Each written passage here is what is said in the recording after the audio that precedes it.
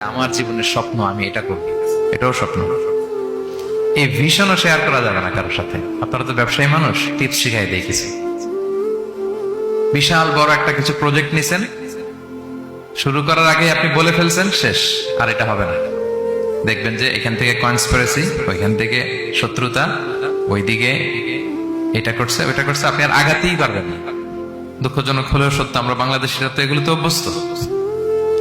সবার মধ্যে কম বেশি জেলাসি কাজ করে ন্যাচারালি, আমাদের বাংলাদেশিদের এটা আরো বেশি। আমি আমার প্রায় আলোচনাতে বলি যে আমাদের জাতীয় খেলা হাডুডু হওয়ার কারণ হচ্ছে এই খেলার ধরনটাই এমন। একজন সামনে যেতে চায়, 10 জন পা ধরে পিছনে টানতে চায়। তো একটা গল্প শুনেছিলাম এরকম, যে এক লোক জাহান্নাম ভিজিট করতে গেছে। এক এক দেশের লোকদের জন্য এক এক জাহান্নাম, প্রত্যেক জাহান্নামের উপর একজন রক্ষী ফেরেশতা। দেখতেছে একটা জাহান্নামের আশেপাশে কোনো রক্ষী ফেরেশতা নেই।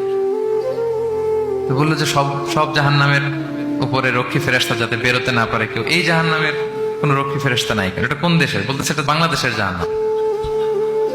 কেউ যদি কোন রকম বের হইতে চায়, বাকিরা টেনে আবার ঢুকায় ফেলবে, বেরোয়া যাবে না এখান থেকে।